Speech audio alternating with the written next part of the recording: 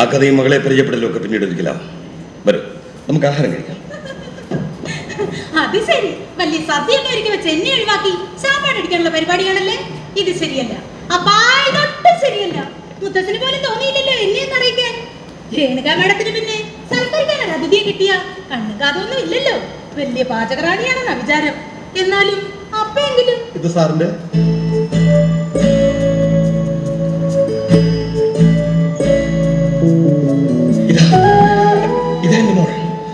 ഒരേ ഒരു മകളെന്ന് പറയൂപ്പ.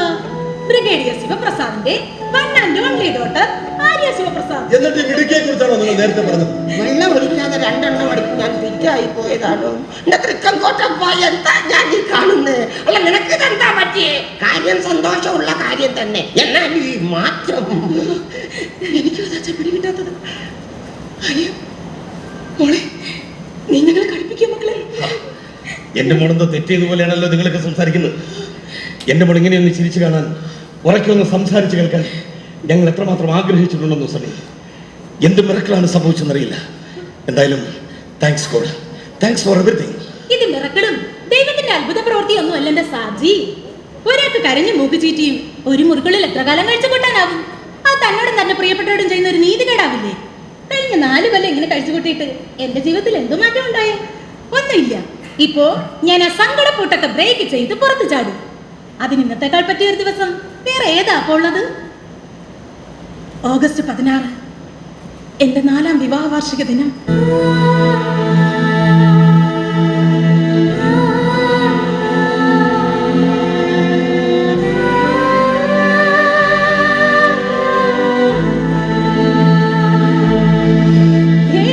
ഇങ്ങനെ മിഴിച്ചു നോക്കണ്ട രേണുകാ മാഡം, എനിക്ക് വട്ടായി പോയിട്ടൊന്നുമില്ല. ഇന്നാണ് ഞാൻ വട്ടുമാറി മെന്റലി ഓക്കെ ആയിട്ടെന്ന് കരുതിയാൽ മതി. ഒരെന്നാലും ഇല്ല, മുത്തച്ഛന്റെ ആര്യ മോള് പിന്നെയും പിടിക്കുകയായി. അത്ര തന്നെ. ആങ്കിള് നില്ല്, ഞാൻ ഒരു കാര്യം കൊണ്ടൊന്ന് കാണിക്കാവേ. മോള് പറഞ്ഞ കാര്യങ്ങളൊക്കെ ശരി തന്നെ. എന്നാലും നമ്മുടെ ചക്കച്ചാപ്പറമ്പിലെ സത്യവതി കർക്കിടക മാസത്തിലെ ഒരു ബുധനാഴ്ച ദിവസം ഞാൻ കുംഭപ്പരണി വേലയ്ക്ക് പോവാന്നും പറഞ്ഞ് കളിച്ച് ചിരിച്ച് തുള്ളിച്ചാടി ഒരു ഒറ്റ ഓട്ടമായിരുന്നു. പിന്നെ ആ ഓട്ടം ചെന്ന് നിന്നത് ഊളംപാറയില. അതുപോലെ ഈ പോക്കിൽ എന്തെങ്കിലും വേണ്ടാത്തതേ പറയൂ. എന്റെ കുഞ്ഞിനൊരു കുഴപ്പമില്ല, ഉണ്ടാവില്ല. എന്നാലും ഞാൻ ഇന്നിവിടെ പോയി നോക്കിയിട്ട് വരാം. ഇനി അതേ നോക്കി വിളിച്ചു പറഞ്ഞു എന്റെ കുഞ്ഞിനെ വിഷമിപ്പിച്ചാലുണ്ടല്ലോ. നീ വേവലാതിപ്പെടാതെയാണ്. 4 വർഷത്തെ മൗനത്തിൽ നിന്നും പുതിയ പാഠങ്ങൾ ഉൾക്കൊണ്ടാണ് എൻ്റെ മോള് തിരിച്ചെത്തിയിരിക്കുന്നത്. ജീവിതത്തെക്കുറിച്ചുള്ള വലിയ ആത്മവിശ്വാസം അവരുടെ മുഖത്തുണ്ട്. ഒന്നുമില്ലെങ്കിലും അവൾ തൻ്റെ മോളിലിടും. താൻ സമാധാനമല്ലേ ചെല്ല. ഇനി മോളുടെ വന്നിട്ടാകാം ആഹാരം, അല്ലെ സന്നെ? പിന്നെന്താ, ഞാനിത് വളരെ സന്തോഷത്തിലാണ്.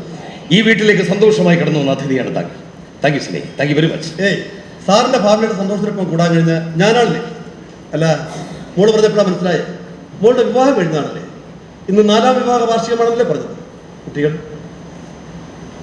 ഓഗസ്റ്റ് 16 എൻ്റെ മകളുടെ വിവാഹം കഴിഞ്ഞിട്ട് ഇന്നേക്ക് 4 വർഷം. അതുപോലെ തന്നെ അവൾ വിധവയായിട്ട്. രാജ്യം സ്വാതന്ത്ര്യദിനം ആഘോഷിച്ചിരുന്ന അടുത്ത പകലായിരുന്നു എൻ്റെ മകളുടെ വിവാഹം. വരൻ നവീൻ ചന്ദ് മിശ്ര എന്ന ബിടെക് എഞ്ചിനീയർ, കാശ്മീരിലെ ഒരു പരമ്പരാഗത വ്യാപാരിയുടെ ഏക മകൻ സുമുഖൻ, എളിമയും ലാളിത്യമുള്ള ഒരു ചെറുപ്പക്കാരൻ. വിവാഹത്തിൽ പങ്കെടുക്കാൻ എൻ്റെ ബന്ധുക്കൾ നാട്ടിൽ നിന്ന് നേരത്തെ തന്നെ എത്തിയിരുന്നു. നമ്മുടെ ആചാരപ്രകാരവും കാശ്മീരി ആചാരപ്രകാരവുമുള്ള ആർഭാടത്തിനൊട്ടും കുറവില്ലാത്തൊരു വിവാഹം. 2 മനസ്സുകളുടെയും 2 ഭാഷയുടെയും സംസ്കാരത്തിൻ്റെ ഒത്തുചേരലായിരുന്നു ആ ദിനം. ഇപ്പോഴും എൻ്റെ കാതിൽ മുഴങ്ങി കേൾക്കാം. ഒരു തുറന്ന വാഹനത്തിൽ വാദ്യഘോഷങ്ങളോടെ കാശ്മീരി പരമ്പരാഗത വിവാഹ വസ്ത്രങ്ങളും ആഭരണങ്ങളും അണിഞ്ഞെത്തിയ എൻ്റെ മകളും മരണം.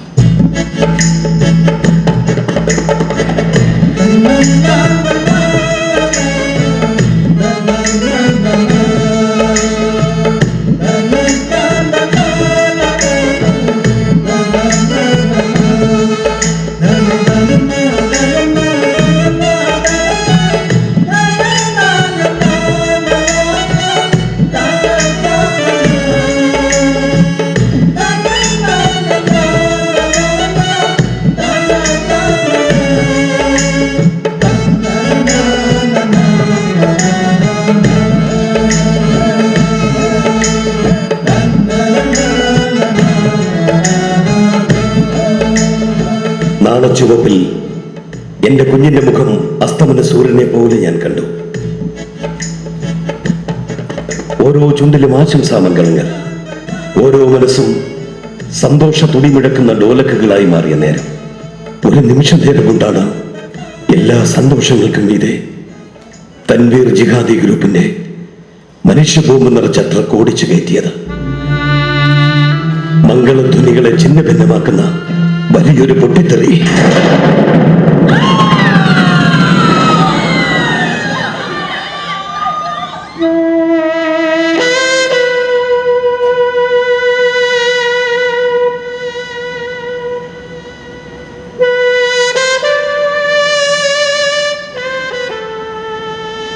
തൻവീർ ജിഹാദി ഗ്രൂപ്പിന്റെ രഹസ്യ ക്യാമ്പുകൾ തകർത്ത ബ്രിഗേഡിയർ ശിവപ്രസാദിനോടുള്ള പ്രതികാരം. ഒടുവിൽ കൂട്ടക്കരച്ചിലും മരണരോധങ്ങളും മുടങ്ങിയ സംഭവ നിലത്ത് നിന്നും ഞാൻ എൻ്റെ മകളെ കണ്ടെത്തി. നവവരന്റെ ചോരയിൽ കുതിർന്ന വിവാഹ വസ്ത്രങ്ങളും ആഭരണങ്ങളുമായി ബോധമറ്റ് കിടക്കുന്ന എൻ്റെ കുഞ്ഞിൻ്റെ വലത് കൈവെള്ളയ്ക്കുള്ളിൽ അപ്പോഴും ഉണ്ടായിരുന്നു ഞാൻ ചേർത്ത് വെച്ചു കൊടുത്ത നവീൻ ചന്ദന്റെ മുറിഞ്ഞ കൈപ്പത്തി.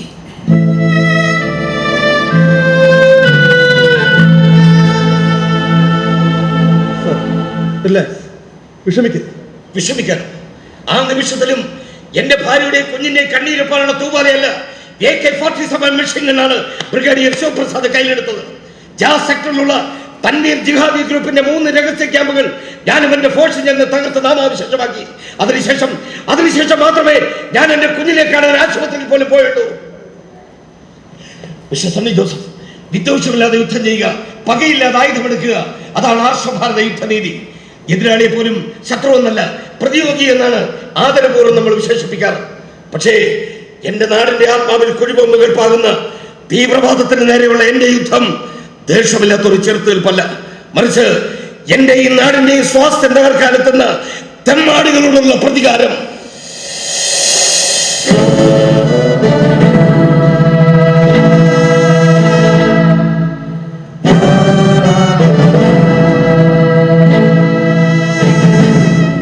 എനിക്കിപ്പോൾ എന്നോട് തന്നെ അഭിമാനം തോന്നുന്നു സാർ.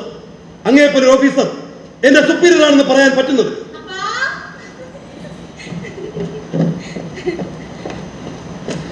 എന്താന്ന് മനസ്സിലായോ എങ്കിൽ ഇതാണ് നീ വിവാഹ ആൽബം. ഇത് ഞാൻ അറിയാലോ, ഇത് നവീൻ, ഇത് പിന്നെ നമ്മുടെ ബ്രിഗേഡിയർസാ. അന്നും ഇന്ന് ഒരു മാറ്റവും ഇല്ല, 916 തന്നെ. ഈ അടുത്ത് നിൽക്കുന്ന 3 വയസ്സുള്ള കുട്ടി മിന്നു അന്നത്തെ ബ്ലാസ്റ്റിൽ മരിച്ചു പോയതാ. ഇത് നവീന്റെ ഫാമിലിയാ. ഇതിൽ ചിരിച്ച് ഹാപ്പിയായി നിൽക്കുന്ന പലരും അന്നത്തെ ബ്ലാസ്റ്റിൽ മരിച്ചു പോയവരാ. അതുകൊണ്ട് എന്താണെന്ന് അറിയുമെങ്കിൽ എന്റെ വിവാഹദിനം ഇന്നും പലരും കൃത്യമായി ഓർത്തിരിക്കും. പ്രിയപ്പെട്ടവരുടെ ചരമദിനമായി എന്നെ ശപിച്ചുകൊണ്ട്. മതി, ഇന്നത്തെ അധ്യായം അവസാനിപ്പിക്കാം. കരയാൻ വേണ്ടി മാത്രം ഇനി നീ തുറക്കണ്ട. അതെ അപ്പാ, 4 കൊല്ലം കരഞ്ഞില്ലേ, ഇനി ഇതിൽ നല്ല ഒരു മോചനം വേണമെന്ന് ഞാനും ആഗ്രഹിക്കുന്നു. സാബ്ജി, அந்த எலக்ட்ரிக்கல் மெயின்டெனன்ஸ்க்கு வயர்மேன் வந்திருக்க, വിളിക്കட்டுமா? വരാൻ പറയും. സനേ, ഇതൊരു പഴയ വീടായതുകൊണ്ട് എപ്പോഴും ഇലക്ട്രിക്കൽ പ്രോബ്ലംസാ. എല്ലാം ഒന്ന് ശരിയാക്കി എടുക്കണം, അല്ല മോളെ? പഴയതെല്ലാം ഒന്ന് പുതുക്കി എല്ലാം നമുക്ക് ശരിയാക്കി എടുക്കാം. नमस्ते साहब जी। നമസ്തേ. लाल नाई के सुगराज साहब बोला, इधर से बिजली बराबर नहीं चलता।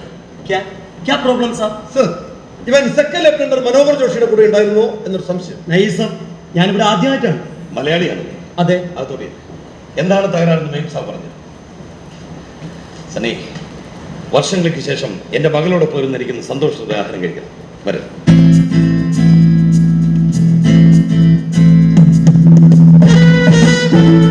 രേണു, നീ നിന്റെ മോളെ മാത്രം ഇങ്ങനെ ഊട്ടാതെ സണ്ണി കൂടെ വിളമ്പി കൊടുക്ക്. അയ്യോ വേണ്ട സാർ, ഞാനെടുത്ത് കഴിച്ചോളാം. അല്ല, മുത്തച്ഛനെ വിളിക്കുന്നില്ലേ? നിനക്ക് പൈനാപ്പിൾ കിച്ചടി ഇഷ്ടമല്ലേ? സണ്ണി, നീ ഇതൊന്ന് ടേസ്റ്റ് ചെയ്ത് നോക്കി. എന്ന് വെച്ചാൽ അത് മാത്രം ഇങ്ങനെ കഴിക്കാൻ പറ്റുമോ? അമ്മയുടെ ബ്രിഗേഡിയർ സാബിന് കൊടുക്കും. നീ അവള് വണ്ടിയും പിടിച്ച് വരുന്നുണ്ട് പൈനാപ്പിൾ കിച്ചടിയായിട്ട്. മതി മതി മതി മതി മതി. ആ, മോള് മതിയാക്കിയോ? എനിക്ക് വയറ് നിറഞ്ഞു. മേജർ സാറേ, ഇത് പാകിസ്ഥാനോടുള്ള യുദ്ധമല്ല, പ്ലേറ്റ് ഇരിക്കുന്നത് മുരിങ്ങച്ചാക്കോല, തോക്കല്ല, പതുക്കാൻ കഴിക്കുക. ഈ അച്ഛന്റെ ഒരു കാര്യം, അച്ഛനൊന്നും മിണ്ടാതിരിക്കേ. മോളെ, ഭക്ഷണം കഴിച്ചു കഴിഞ്ഞാൽ സണ്ണിയെങ്കിലും അത് പോകുമെന്നാ പറയുന്നേ. ഞാൻ ബൈ ബൈ പറഞ്ഞതായി പറയൂ അപ്പാ. സണ്ണിയെങ്കിൽ ബൈ ബൈ. Bye by.